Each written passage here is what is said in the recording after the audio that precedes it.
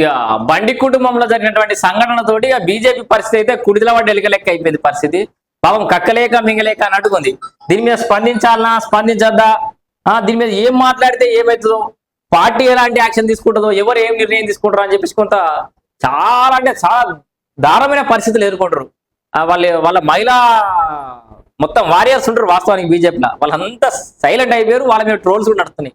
అక్క ఇప్పుడు ఎడిపోయారు, దేశం కోసం ధర్మం కోసం అన్నారా ఎడిపోయారు అని చెప్పేసి వాళ్ళని వేసుకుంటారు. సో విషయం అది కాదు, మనం ఇప్పుడు మాట్లాడుకున్న టాపిక్ కూడా అది కాదు. ఓవరాల్ గా భారతీయ జనతా పార్టీ తెలంగాణలో అధికారులకు వచ్చేది లేదు సచ్చేది లేదు అని చెప్పేసి చాలా అంటే జనరల్ వింటుంటాం మనం. మరి ఎందుకు ఇట్లాంటి పరిస్థితి ఉంది? నిన్న ఎంపీ అరవింద్ ఏదో ఎమ్మెల్యే సంజయ్ గురించి ఏదో మాట్లాడిండు. తర్వాత దానికి మెట్టు సాయి అనేటైనే ఈ అరవింద్ నెత్తి మీద జుట్టు రావడం ఎంత అసాధ్యమో రాష్ట్రంలో బీజేపీ అధికారులు కూడా అంతే అసాధ్యం అండి. నీకు జుట్టు రాదు, రాష్ట్రంలో బీజేపీ అధికారులకు రాదని కొంత వెటకారంగా మాట్లాడాడు. మరి బీజేపీ రాష్ట్రంలో ఎందుకు అధికారులకు రాదు, వచ్చే పరిస్థితి ఏమైనా ఉందా ఫ్యూచర్లో అంటే కొన్ని విషయాలు ఆలోచించారు క్లియర్ గా. అసలు నిజంగా ఒకసారి మనం అనాలిసిస్ చేస్తే తెలంగాణ రాష్ట్రంలో భారతీయ జనతా పార్టీలో నోటెడ్ పర్సన్స్ ఎవరు మీ అందరికంటే, పార్టీ అనగానే బీజేపీ, తెలంగాణ బీజేపీ అనగానే వినబడే పేర్లు కొన్ని మనం మాట్లాడుకుంటే ఫస్ట్ బండి. సో బండి సంజయ్ కావచ్చు, కిషన్ రెడ్డి కావచ్చు, రఘునందన్ రావు కావచ్చు, లక్ష్మణ్ కావచ్చు, ఇక మన ఆయన దత్తాత్రేయ గారు అంటే పెద్ద మనిషి అయిపోయారు, బండారు దత్తాత్రేయ గారు కావచ్చు. ఇట్లా కొంతమంది ఈటలు ఇప్పుడు వెలగను అరవింద్ కావచ్చు, ఎంపీలు వీళ్ళంతా ఓ 7-8 మంది ఎంపీలు ఉన్నారు కదా భారతీయ జనతా పార్టీకి. వీళ్ళు ఇప్పుడు నేను రాసిన పేర్లలో కానీ ఇంకెవరైనా మర్చిపోయినా, ఎందుకంటే వాళ్ళు అంత యాదకత్తలేరు, వాళ్ళు కట్టున్నారు. ఉన్నదే 8 మంది కానీ 8 మంది పేర్లు కూడా జల్దీ యాదగిరావు.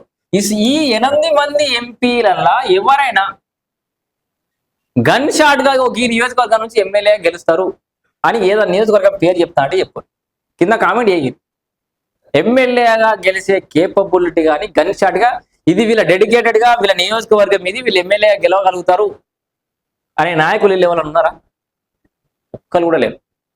అయితే ఈటల రాజేందర్ గెలుస్తాడు. ఆయన హుజరాబాద్ ఇదివరకు ఎమ్మెల్యే చేసినోడు, అడ్మిషన్ చేసినోడు, జనతా ఉద్యమంతో సంబంధం ఉంది కాబట్టి సరే ఆయన వేరే విషయం. ఆయన ఆ పార్టీలో పుట్టి పెరిగినోడు కాదు కాబట్టి ఆయన కొంత ఎమ్మెల్యేగా చేసిన, చాలా సంవత్సరాలు ఎమ్మెల్యేగా చేసిన అనుభవం ఉంది. ఈ మిగతా వాళ్ళంతా ఏమున్నా మోడీ ఫోటో పెట్టుకొని ఎంపీగా గెలవడం తప్పితే ఎమ్మెల్యే గెలిచే పరిస్థితి లేరు. ఆల్రెడీ మొన్న అంతా ఎమ్మెల్యే ఓడిపోతే మళ్ళీ ఎంపీలో గెలిచారు కదా మోడీ ఫోటో పెట్టుకొని. జనాలు లోకల్ జనాలంతా ఎంపీగా ఏముంది, జాతీయ స్థాయి వాతావరణాన్ని లెక్కలు తీసుకుంటారు ఆ ఓటర్లు అంతా కూడా.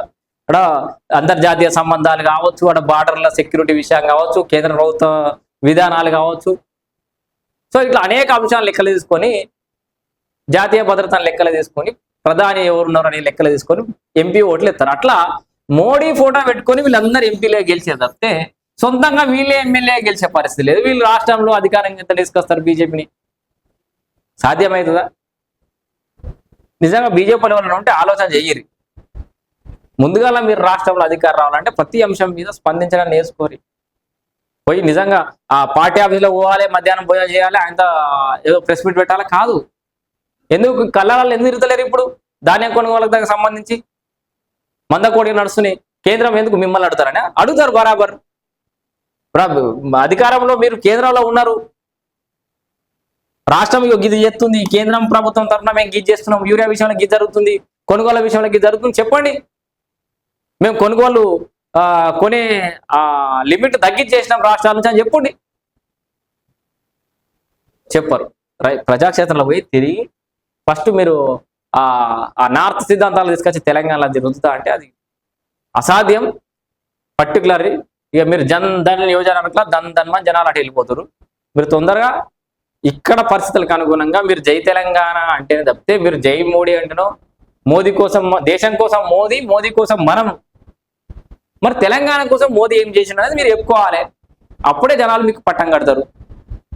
అక్కడ మీరు ఫెయిల్ అయ్యి అధికారులకు నెక్స్ట్ వచ్చేది మేమే ఆ దూలం మీద రేపే మా ఇంట్లో అడ్డులో పోయిన అన్నట్టు బీజేపీ నెక్స్ట్ వచ్చేది అధికారంలో బీజేపీ అని అది ప్రతి సంవత్సరం రాసుకుంటూ కూర్చుండే అవుతుంది.